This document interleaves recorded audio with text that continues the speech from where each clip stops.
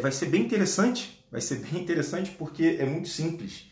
Tudo que a gente faz aqui, tudo que a gente fez até aqui, até agora, né, nessa conta no Instagram, foi para chegar nessa felicidade. Não tem outro grande motivo a não ser esse, que é o suprassumo da humanidade.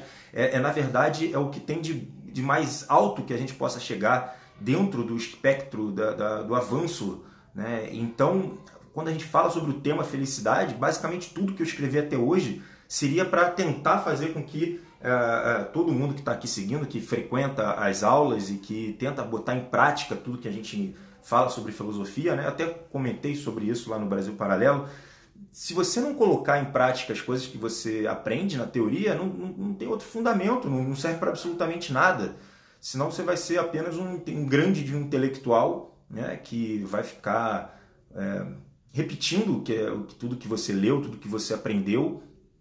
Você vai tirar uma onda, né? Você vai ter uma ascensão de status um pouquinho acentuada, você vai falar, nossa, olha como eu sei, eu sou intelectual, né? Você tem uma boa capacidade, ou seja, na verdade você não passa de um papagaio avançado, né? Então, basicamente, o papagaio avançado, ele é o que o nosso sistema educacional vem fomentando. Então, quando a gente pensa nisso, né, sobre colocar dados, máximo de dados dentro de uma pessoa, se você não coloca esses dados em prática, se você não conecta eles e só tem um jeito de você fazer isso, né? Usando a sua própria percepção, a sua própria inteligência, nada mais é do que interligar, né? Então, quando você começa a ligar, inteligir, quando você começa a discernir esses dados, é aí que você começa a avançar no seu próprio desenvolvimento pessoal, né? Então, por que eu nunca falei disso? Primeiro, porque é um tema complexo para um cacete. Isso aqui é complicado da gente começar a entender, né? Segundo, que tudo que a gente veio fazendo até hoje, inclusive as grandes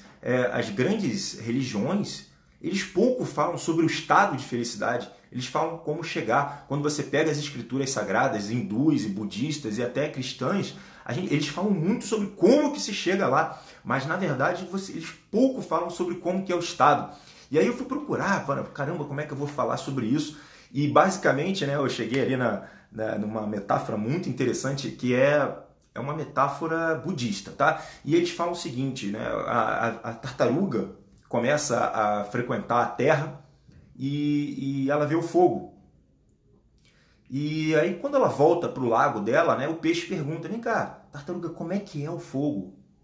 E o peixe fala, cara, eu não sei te explicar. Olha, não tem como te explicar. A gente está dentro da água e o fogo é quente. Pô, quente? Como assim? Olha, é mais ou menos quando você chega ali na superfície, mas não é bem isso, né? Então, a gente começa a fazer essa metáfora budista para ver o quanto que é difícil explicar o fogo. A tartaruga viu o fogo, ela ficou maravilhada com aquilo, mas ela não consegue explicar para o peixe, né? Então, hoje eu quero falar um pouco sobre felicidade e a gente vai dividir isso basicamente em 3, tá? Eu vejo... Bruno, isso aqui eu não li em lugar nenhum, eu sei que o Aristóteles também diferenciou as felicidades, mas basicamente eu vou falar sobre 3 felicidades. Então a primeira é a mais simples delas e essa você consegue obter hoje, agora, nesse exato momento, que vai ser basicamente, quando eu falar sobre isso você vai entender. É o feliz e o infeliz.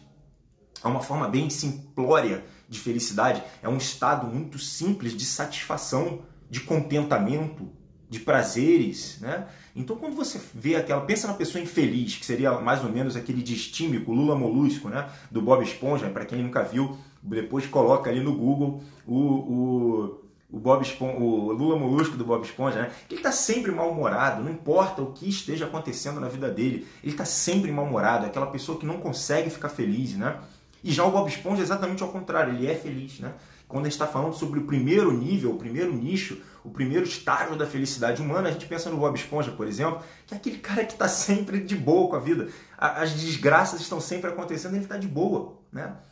Então, o que é isso? Na verdade, é uma percepção que contempla a parte do contentamento. Então, esse cara está contente, ele é satisfeito, ele tem uma sensação de prazer, ele tem uma sensação de alegria, né? Fundamentalmente alegria, apesar das coisas que vão acontecendo. Mas na verdade nem tanto. Se começar aquela coisa cronicamente a ficar ruim, vai ser difícil manter esse estado.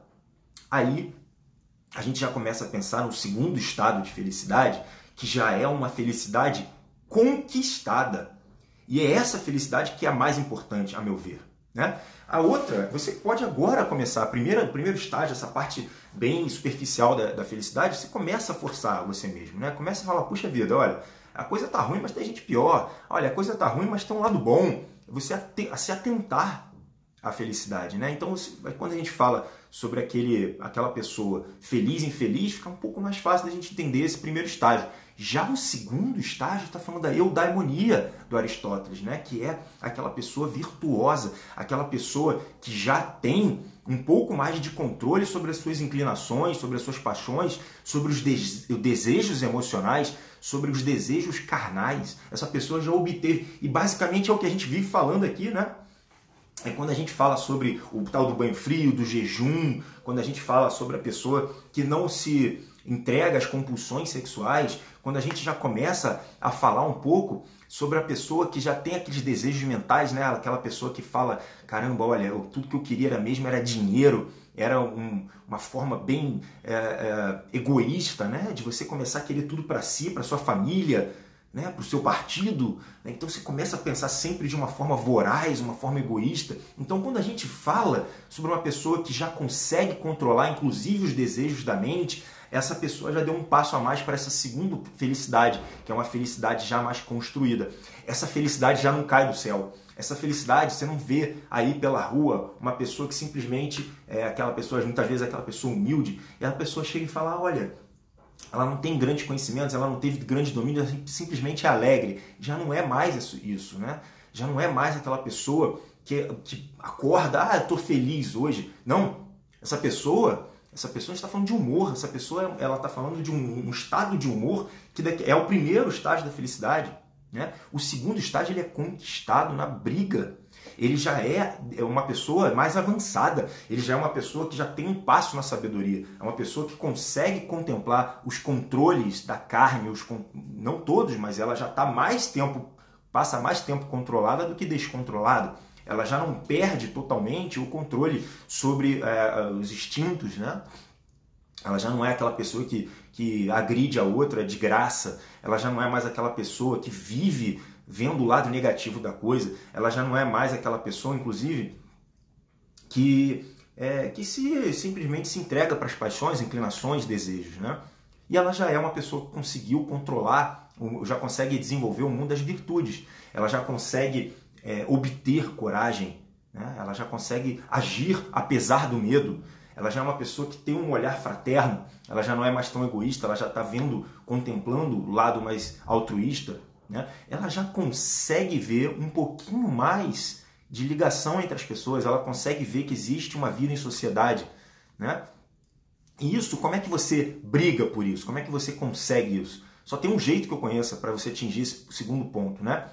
Esse único jeito é através da repetição, é através de criação de hábitos conscientes, né? Então não é aquele hábito automático, mas essa pessoa já consegue, através das repetições, conseguir atingir um nível de falar, bom, eu consigo ser estável, apesar das intempéries da vida. Essa pessoa ela deu um passo enorme para a felicidade, né? Veja bem, eu ainda não falei sobre como é que é o estado de felicidade para ela, né?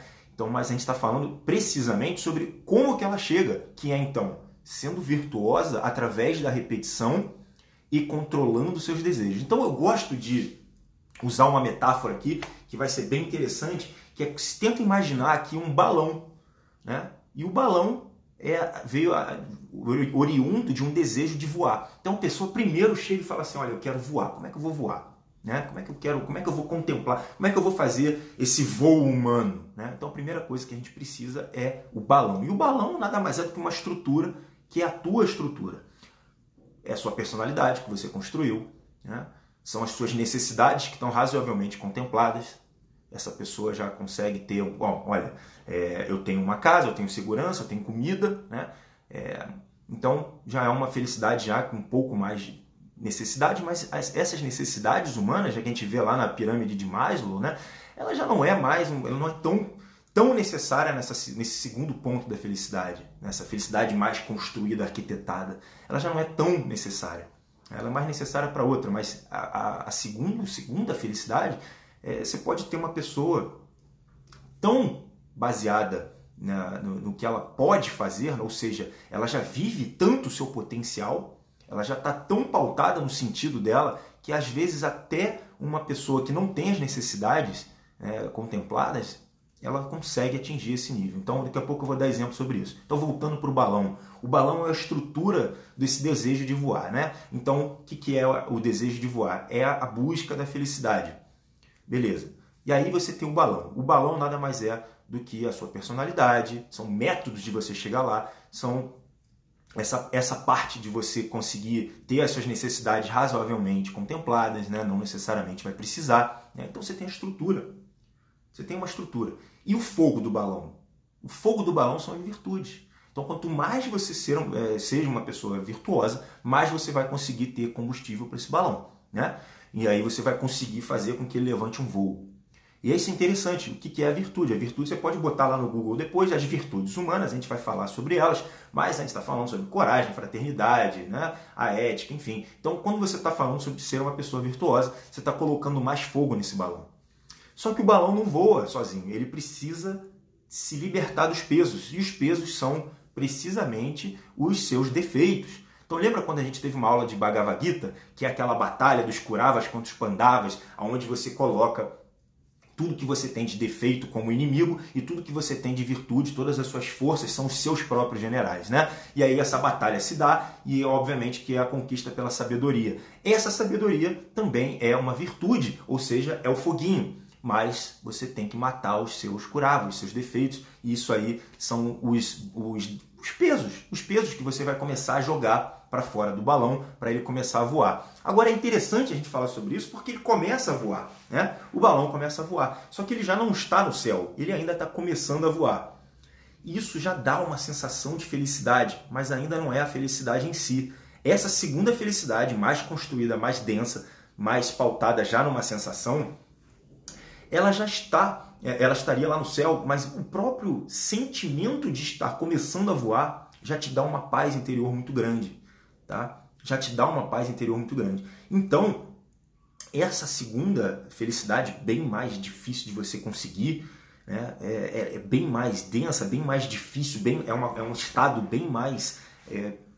como é que eu vou dizer? Ele é um estado tão superior, tão difícil de ser alcançado, que basta você começar a voar para você se sentir bem.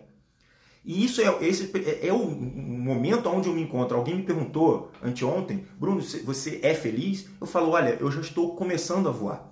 Eu já me sinto bem, já me sinto leve, né, a ponto de chegar e falar assim, olha, dá para contemplar esses momentos de felicidade, mas ainda não estou lá em cima, ainda não estou no céu vendo tendo a vista, né?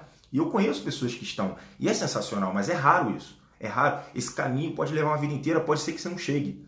E aí caímos para o terceiro ponto dessa aula, que é o excesso de busca dessa felicidade não vai permitir o voo. Quanto mais você buscar e colocar isso como uma ansiedade na sua vida, menos você vai conseguir voar. Isso aqui passa a ter um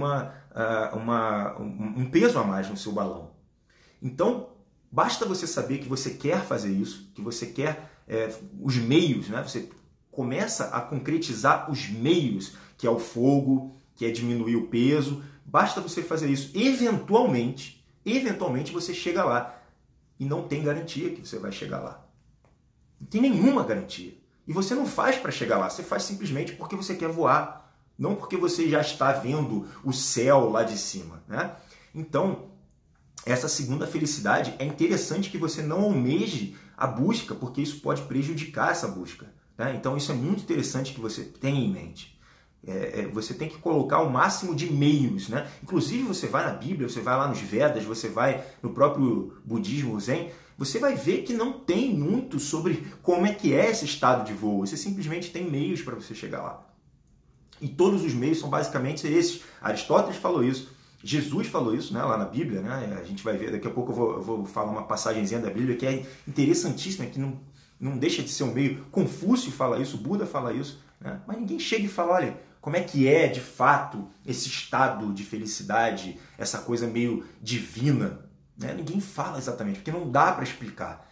Eu sei que, isso eu posso te falar, que nesse estado, alguém está falando aqui, quer ver? Acredito que a felicidade é a paz. Exatamente. Essa pessoa que chega nesse estado de paz, ela não consegue esconder esse estado de paz, de felicidade, perdão. Ela chega nesse estado de felicidade, ela não consegue esconder. Ela é uma pessoa pacífica, extremamente pacífica. Ela é uma pessoa que exala amor, é uma pessoa que você vê que ela é amorosa, é uma pessoa interessada, é uma pessoa que geralmente é revigorada, é uma pessoa que tem energia, ela tem estabilidade no humor dela. Essa é uma pessoa feliz, é raro de você ver isso, né? É raro você ver isso, é muito raro, mas existe. É raro, mas existe. A gente quer chegar lá, embora a gente não coloque essa busca como o nosso grande desejo da nossa vida, senão a gente já viu que isso pode fazer com que a gente tropece. Então, olha que interessante, é algo que você vai fazer, é algo que você já está fazendo, porque é o que a gente vem falando aqui no Instagram, já é algo que a gente vem fazendo, fomentando, repetindo, né?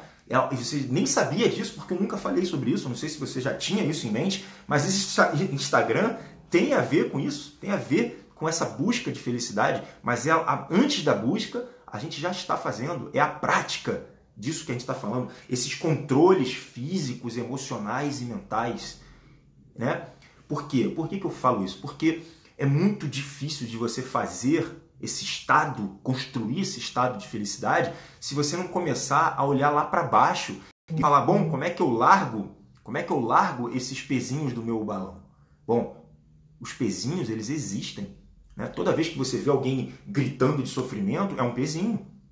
Toda vez que você sente dor física, toda vez que você se entrega para os seus desejos, que você sabe que não vão te levar para os seus objetivos, né, na sua busca de sentido, você sabe que isso está causando um tipo de sofrimento que te afasta, né? Então como é que você faz isso? É o desapego do sofrimento. O sofrimento é inerente. Se você estiver falando sobre o sofrimento da velhice, da doença, da morte, como é que você vai evitar essas três coisas? É impossível. Então você simplesmente se desapega. Você simplesmente não dá a atenção que você estava dando antes. Você simplesmente não fica batendo nessa tecla. Você simplesmente passa a olhar a vida de uma outra forma. Né? E é isso basicamente que a gente vem ensinando. É por isso que eu não falo sobre felicidade aqui. A felicidade é um resultado do que você veio fazendo. Ela é um efeito colateral das coisas que você veio fazendo. É como se fosse um prêmio, mas é um prêmio que a gente não está nem aí para isso, a gente não busca isso de uma forma com a mente, uma forma mental, a gente faz isso de uma forma cadenciada, de uma forma que colocou isso dentro da sua verdade. Você simplesmente vai passar a ser a pessoa boa e eventualmente você chega lá na felicidade. E se não chegar, paciência, porque aí a gente fala sobre o terceiro ponto da felicidade, que é o ponto mais misterioso. É o ponto mais misterioso, né? Esse ponto eu só consigo falar para vocês porque eu tive duas experiências na minha vida. Duas experiências essas que me mostraram que é possível chegar lá, tá? E esse terceiro estado é o estado divino de felicidade. Esse estado eu acho muito difícil alguém ter esse estado, a não ser por pontos. Pontos esses que você toca com por muito pouco tempo. São apenas toquezinhos que você vai fazer na sua vida sobre esse estado de felicidade. Bom, como que você vai fazer isso? O segundo ponto foi uma experiência minha particular, né? Daqui a pouco eu comento sobre isso, outro dia eu comento sobre isso, né? Mas tem a ver com uma molécula chamada DMT, que é uma molécula muito parecida com a serotonina, e a gente sabe que a serotonina é a molécula, né, da felicidade, e o DMT ainda mais. É uma molécula transcendental. Esse é um momento onde você pode estar chegando, ninguém sabe, tá? É um mistério para a ciência ainda, embora existam vários estudos lá na Johns Hopkins, né? Você sabe que o DMT, a serotonina seria a responsável pela sua felicidade e o DMT seria a responsabilidade, o responsável pelo essa transcendência, sair do estado humano mental e começar a tocar o estado divino. Isso aí é muito misterioso. Não tem outro ponto senão um mistério nesse momento. Não tem como a gente falar sobre ciência nesse momento, tá? Então é algo que já adentra da parte metafísica. Não vou conseguir te explicar, porque seria basicamente a tartaruga tentando explicar o fogo. Vocês vão ter que ir lá ver isso por conta própria. Então, essas duas moléculas, né, serotonina associada com DMT, são muito parecidas e elas são as responsáveis pela felicidade e a transcendência. E isso eu tive duas experiências. A primeira foi um aumento de DMT via meditação. Olha, eu só tive isso com 20 anos de idade, não teve a ver com droga, é algo que simplesmente eu estava meditando já há bastante tempo, e eu estava no lugar certo, na hora certa, no momento certo, eu estava numa praia no México, super tranquilo, meditando, há mais de uma hora que eu estava meditando, é algo que eu tenho até dificuldade para chegar, né? Hoje em dia é muito difícil eu conseguir meditar uma hora, mas é possível, né? Qualquer um consegue. É um estado simplesmente não fazer absolutamente nada. A gente não está falando sobre dor física, a gente não está falando sobre incômodos, né? Aonde você contempla esse momento que é um momento de exalação de paz, felicidade, de alegria, de amor, né? Seria o Nirvana? Não. O Nirvana seria esse estado permanente. Tá? Então, se um dia você chegar nisso, você está iluminado. Seria um processo que eu não sei nem como é que seria você sentir isso o tempo inteiro. Eu não sei nem se a mente humana conseguiria conceber esse estado, porque seria um desgaste muito grande. Então, basicamente, pode ser que existam pessoas que tenham chegado à iluminação constante. Então, esse terceiro tipo de felicidade não tem como a gente falar se não for pela metafísica ou pela própria religião, que é um momento de paz absoluto. E eu vi em um documentário brasileiro chamado Eu Maior, teve um cara, eu não consegui achar o nome dele, mas é um cara que fala exatamente o que eu estou falando. Ele, acho que também foi via meditação, e eu tive um colega meu, psiquiatra, eu não sei se eu posso falar o nome, acho que não vou falar, não cabe, se alguém quiser perguntar. Ele não atende mais, ele se aposentou, e ele é psiquiatra e é monge também, né? E ele disse que conseguiu chegar nesse estado algumas vezes na vida, e ele falou, é uma pena que não consiga durar tanto tempo, né? A gente consegue ficar 2, 3, até 4 horas nesse estado via meditação. E meditação não tem nada a ver com religião, ok? Eu acho interessante eu frisar isso aqui, porque muita gente acha que meditação é budista e budista é uma religião. Bom, primeiro, Buda não era teísta, ele não acredita em Deus, ele não fez nenhum milagre, e ele fala, bom, isso aqui é uma filosofia, né? Eu aprendi algumas coisas, eu calei a minha mente, entrei na virtude ali do equilíbrio, da temperança, e com isso eu cheguei em estados de paz absoluta, de iluminação, né? Ele parece que chegou, tanto é que o nome dele é Siddhartha Gautama, Buda ou Iluminado, né? Então é interessante a gente saber dessas histórias, mas definitivamente o terceiro estado é algo que eu não tenho nem como narrar, ele tem a ver mais com um estado metafísico mesmo, uma coisa meio misteriosa, mas que qualquer um poderia vir a chegar, simplesmente através de técnicas, seja ela meditativas, né? Outra técnica, eu não consegui fazer até hoje, mas é ridículo a gente não conseguir fazer isso até hoje. Os cristãos faziam isso, os cristãos antigos faziam o jejum, tá? Muita gente que consegue jejuar por 3 dias já começa a ter experiências desse nível, tá? Então qualquer um poderia conseguir fazer isso, né? Antigamente todo mundo fazia, era uma prática integrada, né? Todo mundo literalmente fazia isso. E hoje em dia a gente fala, caramba, ficar um dia sem comer, que coisa terrível. E aí, você vê hoje nos Estados Unidos, todo mundo fazendo jejum, inclusive jejum de 3 dias, até 7 dias, pessoas fazendo jejum de 7 dias, porque tem um ganho, né, do sistema imune, parece que zera o sistema imunológico, e essas pessoas que fazem o jejum conseguem combater o câncer. Olha que coisa impressionante. E os cristãos antigos faziam isso com bastante regularidade, né? Então, voltando para essa felicidade, eu queria ler, eu sei que tem muita gente que é cristã aqui, né? Praticamente a maioria. Então, tem um trechinho muito interessante aqui da Bíblia que fala exatamente sobre essa coisa. Ih, meu computador aqui deu uma travadinha aqui, deixa eu ver se pega. Que eu ouvi até alguém falando isso, né? Que tem tudo a ver com os bem-aventurados. Os bem-aventurados, na verdade, troca essa palavra por felizes, né? É a segunda parte da felicidade que a gente está falando, que é a parte que a gente conquista.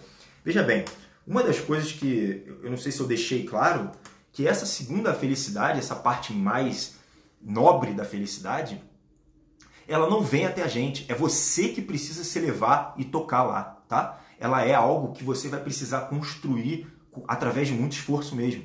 Porque ela não é totalmente ligada ao nosso lado animal. Ela, na verdade, ela é completamente desligada desse lado animal. Ela tem a ver com o lado mais nobre e evoluído do ser humano. Então, para isso, você vai precisar se engrandecer para conseguir tocar nessa parte, tá? Então, eu quero só narrar aqui uma parte aqui, né? Ele fala que os bem-aventurados, em Mateus, Mateus 5, né? Então, bem-aventurados mansos, porque eles herdarão a terra. Troca essa palavra bem-aventurado por felicidade. Bem-aventurados misericordiosos, né? Então, felizes quem tem a misericórdia, felizes os limpos de coração, felizes os pacificadores, felizes os que sofrem perseguição por causa da justiça. Gente, misericórdia, justiça, pacificador, gente, isso é tudo, Aristóteles falou isso, cacete, isso é tudo virtude. Isso é tudo virtude. Então, o que a gente falou sobre o balão? O balão, quando você coloca o fogo, nada mais é do que você construir as suas virtudes, né? Olha aqui, porque assim seguiram os profetas, beleza. Então, quando a gente está falando aqui, todo mundo pacífico, calmo, tranquilo, que, poxa, que sofreu e tal, mas aqui, na verdade, a gente está falando sobre o quê, gente? Sobre virtude. E você começar a liberar as amarras dos seus pezinhos do seu balão, né? Então, ficou como primeiro, segundo, terceiro pontos, terceiros tipos de felicidade. A primeira tem a ver lá com se libertar do descontentamento, das insatisfações, do vitimismo. Isso aí você pode fazer hoje, é um estalo de dedos. Eu sei que é difícil porque você vai precisar de tempo, você vai precisar de alguns testes para isso, mas você consegue fazer isso, né? Não sendo doente, tá? Por que não sendo doente? Por que eu falei isso agora? A pessoa que tem transtornos de humor, a gente não consegue falar que ela consegue ser completamente feliz. Ela pode chegar até, muito difícil, mas teoricamente ela poderia chegar nos níveis mais altos de felicidade. Mas esses primeiros pontos de felicidade ela não consegue, porque basicamente o humor seria algo que uma pessoa mal-humorada, deprimida, ou uma pessoa eufórica, ela não consegue contemplar o equilíbrio. Ela não conseguiu contemplar. Então ela primeiro vai precisar se tratar, porque o que acontece? Quando esse mau humor, essa infelicidade, essa tristeza, esse vazio chega ao nível patológico, ele já alterou o físico. Quando altera o sistema físico, é tudo muito mais complicado.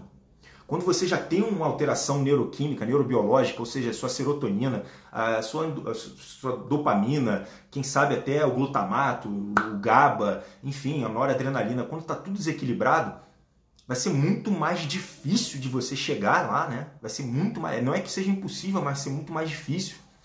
Essa molécula que eu falei de serotonina e essa molécula que eu falei de DMT, nós produzimos. É claro que você pode fazer isso através de droga. Hoje em dia está em voga lá em John Hopkins, né? Os psicodélicos.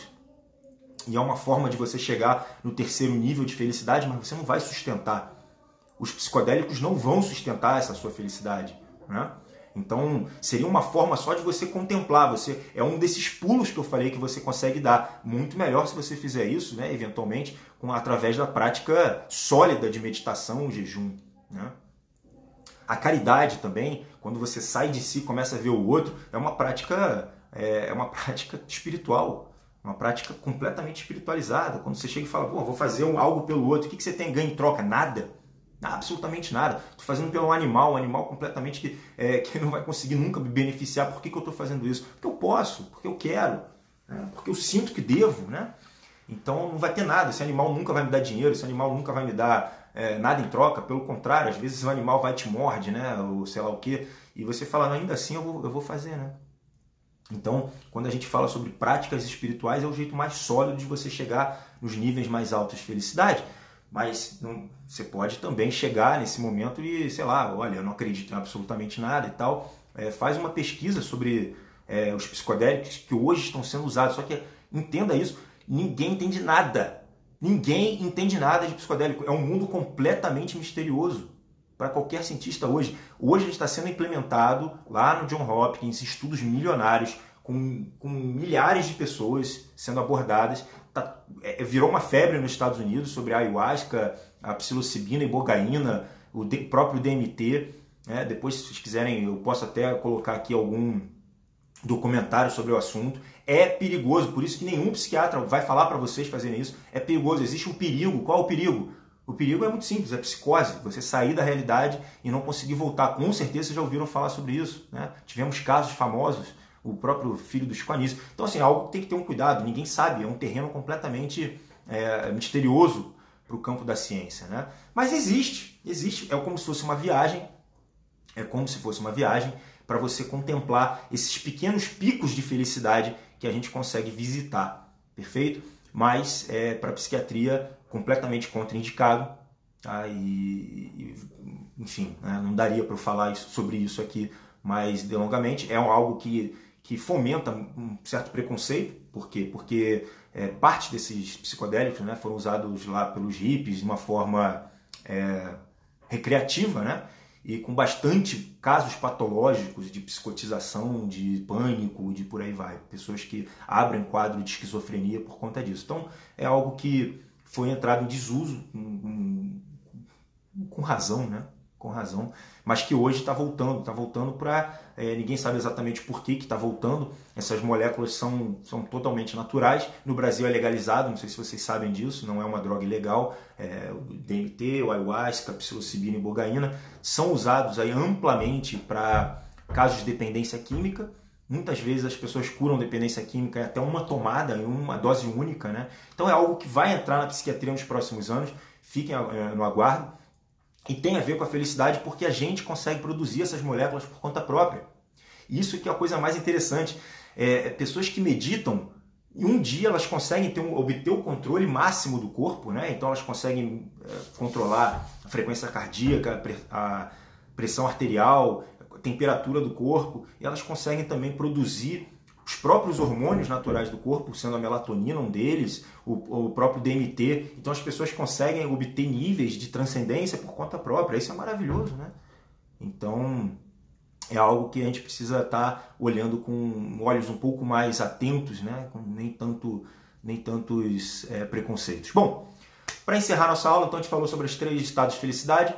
É o nosso objetivo, mas a gente não fica desejando, perfeito? O primeiro estado de felicidade, você consegue trabalhar isso em você agora, né? O segundo vai exigir um esforço muito maior, vai exigir prática, vai exigir testes. E o terceiro, desculpa, não consigo falar mais do que eu falei.